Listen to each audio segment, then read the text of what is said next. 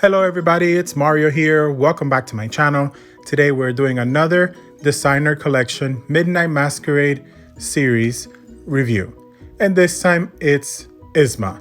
We have all been waiting for her. I think she's the favorite for everybody in this collection. And as you know, Maleficent, Lady Tremaine, and Ursula already came out. If you'd like to check out those reviews, go ahead and do so. I will put the links below on this video.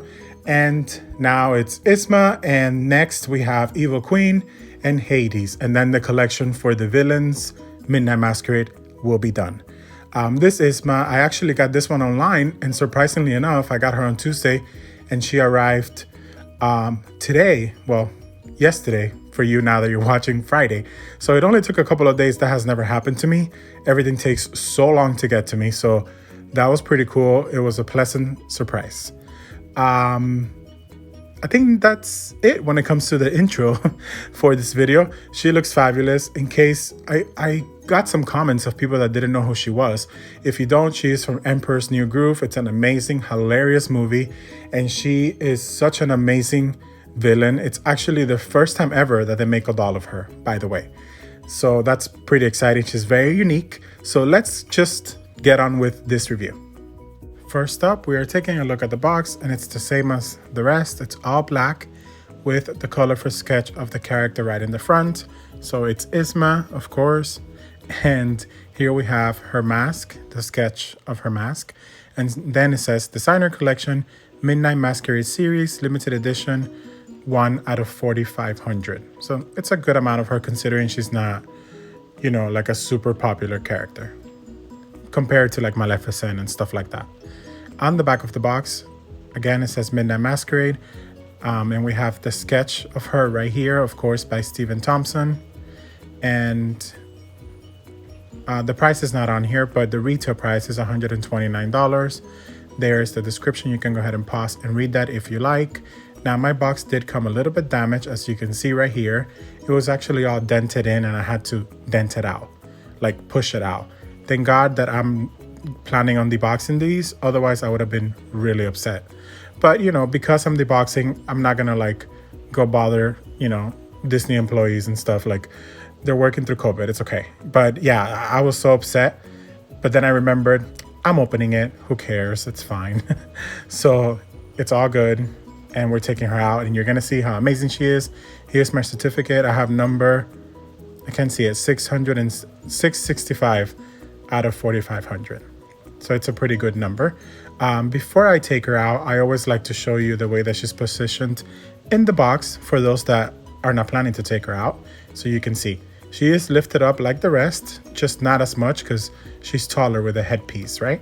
But the way that she is displayed, in my opinion, it's perfect. She takes up the entire box from top to bottom, and that's amazing for display, right? There's no empty spaces in the box because there's so much going on with her.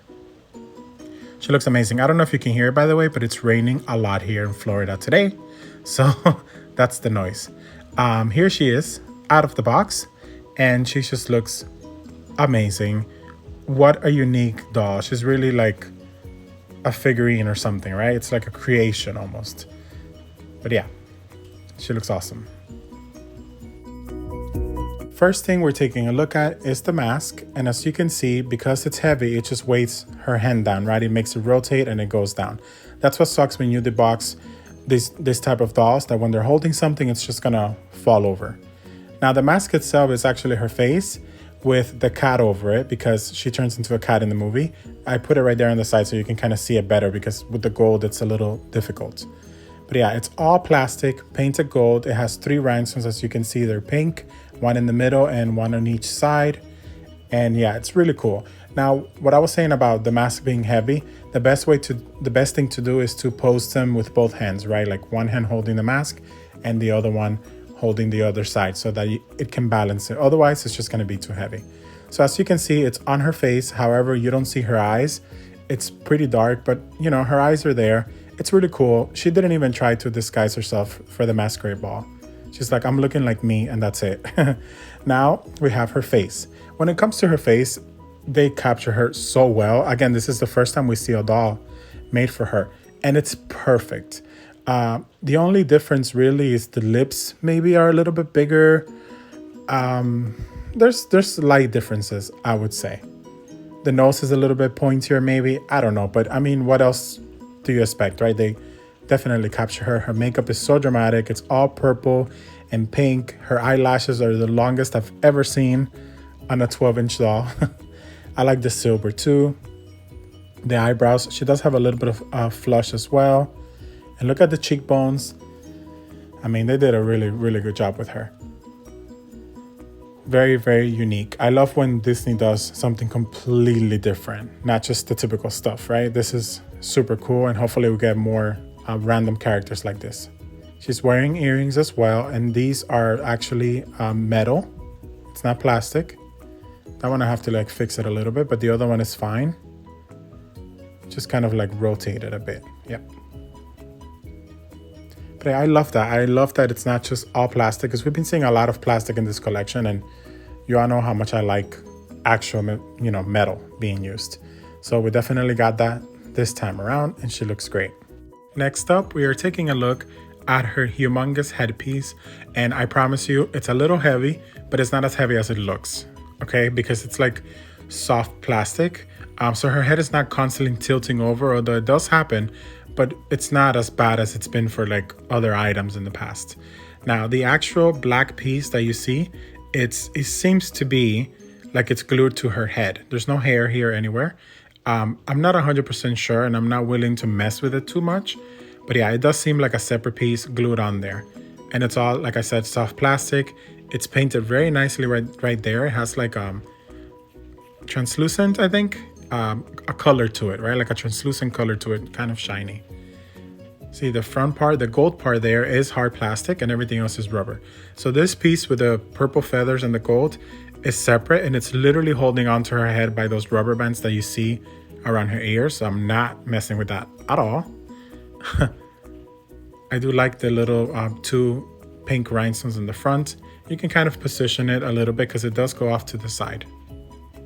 And we have arrived at her outfit, which is amazing.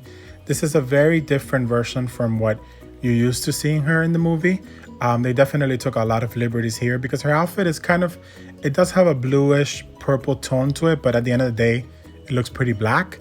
So they got pretty creative here, and I absolutely love it. Now we're just kind of taking a little overlook, and then we'll break it apart as I always do. Here she has a metal bracelet, and on the other hand, she has three.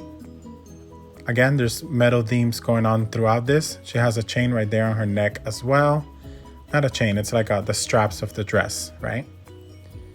And then she has this piece right here in the middle of her waist, which is really awesome. It's also metal, and it's pink rhinestones, which matches the rhinestones in her head and on the mask. And it's just amazing. The bottom part of the dress is fabulous. She has this one layer that's translucent and shiny and beautiful. When it comes to the shoes, it's just the regular black heels. No big deal there. But just fine. I mean, you never really see them. And then that black part with the gold actually has metal in it, so you can kind of position it however you like. I love this. I love the silhouette that it makes. It's beautiful. And this is actually the first doll in this collection that has embroidery right there in the front. Then she has these two pom-pom looking things on the side, which I don't know if you could actually open them and maybe make it more grand. I'm not willing to risk it. Sorry, I don't want to mess with it. She's too fabulous the way she is, but maybe that's an option. I don't know. So now there's some doll nudity ahead. If it bothers you, keep that in mind. I'm just going to take this off to show you because I'm so happy at the fact that they gave her her own unique body. You know, they didn't use the standard Disney princess body they use for everyone. They literally created this body just for her. Isn't that amazing? I love that. I love different kind of dolls. Now, taking the part of the bottom part of the dress off was a pain. I thought I was going to break it. I had to pull it down, then take this out because she has that, you know, that stand that has the two little things on the sides, which I'm not a fan of. Kind of like Maleficent. Maleficent had the same thing. But yeah, here you see she has her boobs are a little lower. The back, her back is also different. It's just thinner and longer, way longer than like a regular doll. They also created new hand molds for her, which are amazing. And they actually painted her nails too. So she has the really, really long fingers with the pink fingernail finger paint. I don't know. You know what I mean.